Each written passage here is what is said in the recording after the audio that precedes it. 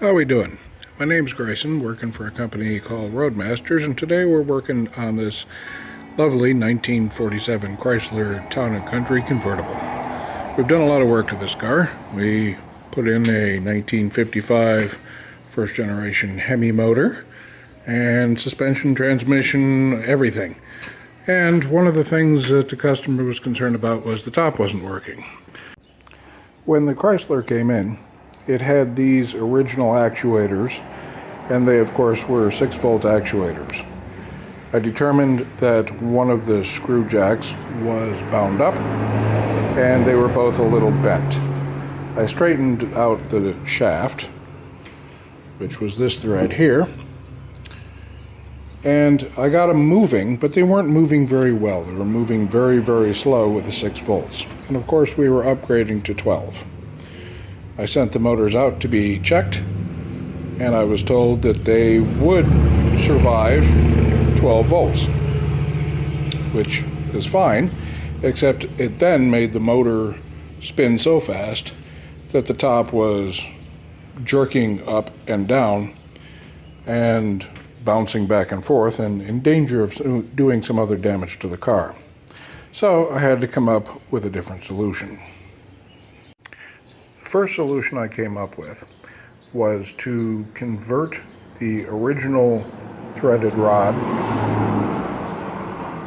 with another piece of threaded rod, which was basically a standard 1/2-inch coarse threaded rod. And I made new collars and adapted them to the motors, and that made the top move at a much more reasonable pace. It wasn't slamming back and forth and was moving with a fair amount of power. But then I had another problem. These original 6-volt motors had interesting circuitry to them, that we had up and down circuits right here and here, but then on the top I had a balancing wire that ran from each side of the vehicle and allowed the two motors to, for most intents and purposes, synchronize. It kind of balanced them out, but they were not synchronized.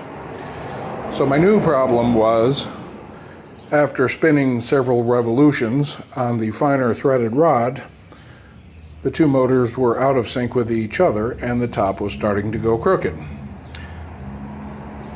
Obviously, I had to find a solution for that, and this is where I turned to Fratelli Automation. So I called Steve out at Fratelli Automation, and we discussed what I had and what my parameters were, what I had to work with, and he suggested that I get 2 actuators and a controller box that would allow me to synchronize the 2 actuators. I ended up going with the 14-inch Super Duty actuator with the feedback. The controller runs both of them together, and it has been a thing of beauty. I've been able to set the start points and the stop points and the speed overall, and now the stop is working flawlessly. I really expected more difficulty than I actually had with it. It was a quick, easy setup. It's incredibly quiet, seems to be incredibly reliable, and so far I am just thrilled to pieces. The system is strong, it is very stable, it's easy to use. It's not extremely fast, but it is very smooth. I'll give you a brief example.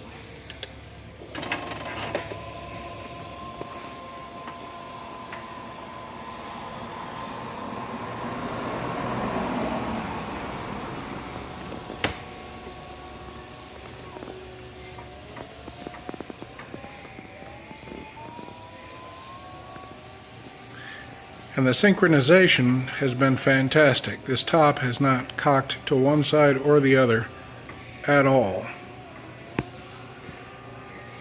I was able to set my stop points when the top was being retracted so that it stopped in a convenient place without pinching the cloth or the window or any of the framework. It did not over torque.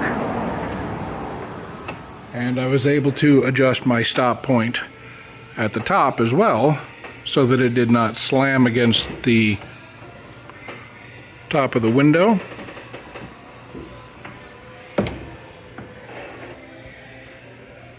And then to settle the top,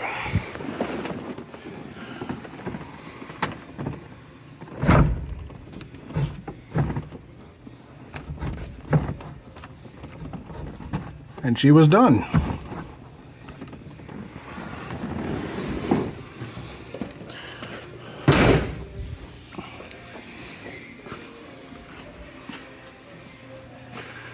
So that is how we fixed the convertible top on this 47 Chrysler.